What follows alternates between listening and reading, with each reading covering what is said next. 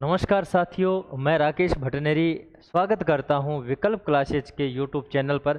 साथियों, आज मैं छोटा सा वीडियो लेकर आया हूं। तो देखो यहां पर बात बताई है मैंने संज्ञा कि संज्ञा क्या है। संज्ञा है नाम। इस संसार में जो कुछ भी है उसका कोई ना कोई नाम है। बिना नाम की कोई भी ऐसी चीज़ नहीं है जिसका कोई नाम नहीं है। यानी इस धरती पर, इस आसमान में, यहाँ इस संसार में जो भी है उसका कोई ना कोई नाम है, और नाम है तो वो क्या है? संज्ञा है। तो यहाँ पर मैं बता दिया कि किसी व्यक्ति, वस्तु, स्थान, गुण या भाव आदि के भाव के नाम को क्या कहा जाता है? संज्ञा कहा जाता है। बात करें संज्ञा के मुख्य भेद कितने होते हैं, तो संज्ञा के मुख्य 3 भेद होते हैं। अगर आपसे पूछा जाए कि संज्ञा के मुख्य कितने भेद होते हैं, बेटा बता देना। संज्ञा के मुख्य 3 भेद होते हैं। पहली कौन सी होती है? व्यक्तिवाचक संज्ञा। दूसरी होती है जातिवाचक संज्ञा। तीसरी होती है भाववाचक संज्ञा। ये 3 भेद होते हैं। चलो आगे देखते हैं। यहाँ पर देखना है कि व्यक्तिवाचक संज्ञा क्या है।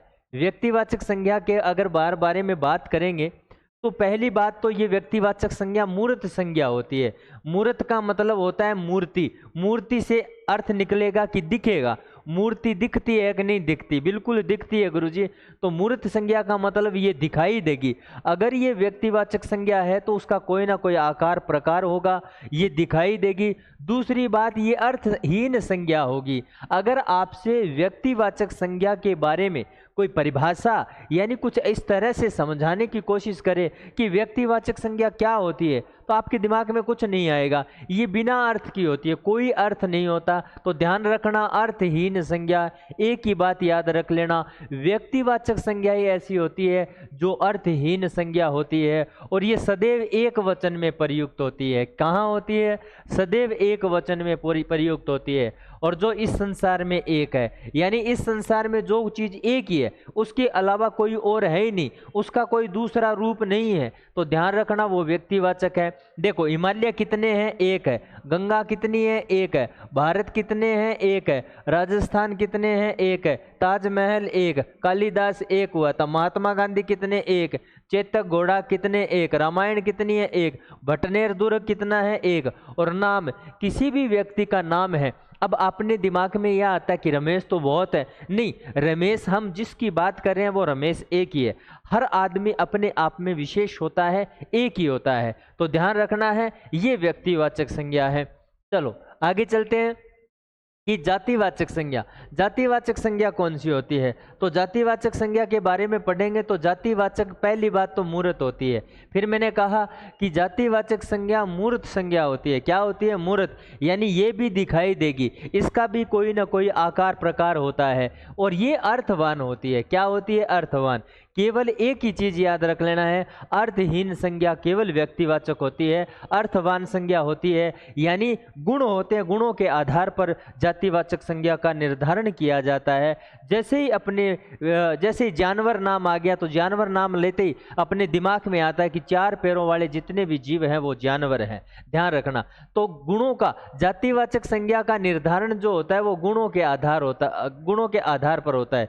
यानी 2 चीजों में एक जैसे गुण है तो वो क्या है? जातिवाचक संज्ञा बन जाएगी। मैंने कहा संख्या या मात्रा में होती है, या तो संख्या ज्यादा होती है, ये मात्रा बहुत सारी होती है। संख्या या मात्रा में होती है तो यहाँ पर देश बहुत सारे हैं, नदी बहुत सारी है, नगर बहुत सारे है, ग्राम बहुत है।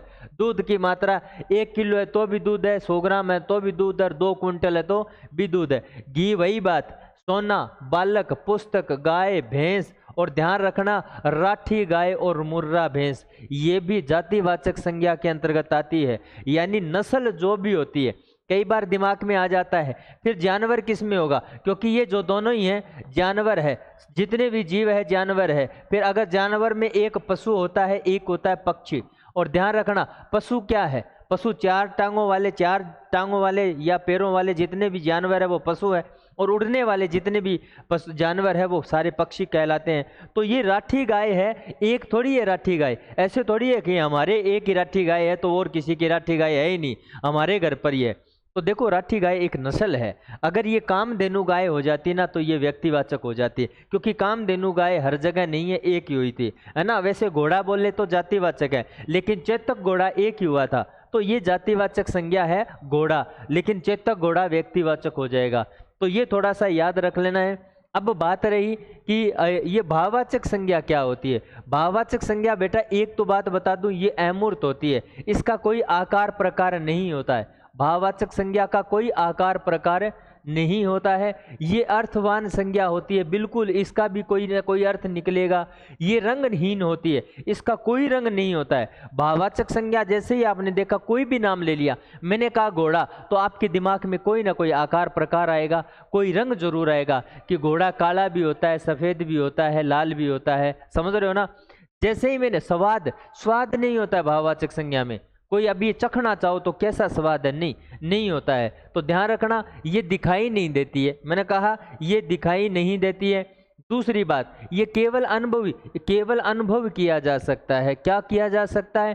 केवल अनुभव किया जा सकता है। इसमें भी दो प्रकार की संज्ञा होती है, एक मूल भाववाचक संज्ञाएं होती है और एक होती है यौगिक भाववाचक संज्ञाएं। मैं बता दूं, मूल भाववाचक संज्ञाएं जिनमें किसी भी प्रकार का प्रत्यय प्रयोग नहीं होता है, जैसे सुख, दुख, प्रेम, प्यार, मोह, दर्द। अब दर्द आपने महसूस किया कि दर्द का रंग कैसा होता है। दर्द काला दर्द हो रहा है, मेरे तो सफ़ेद दर्द हो रहा है। कभी देखा आपको यार? हाँ, ये रहता है। ध्यान रखना। नींद, अभी कैसे देखा क्या? नींद महसूस कर, आपको लग रहा है कि आपने महसूस किया कि यार मुझे नींद आ रही है अभी। और अभी जैसे मेरी बात सुनते सुनते आप ऐसे कर रहे हो और मैंने महसूस किया, क्या आपको नींद आ रही है?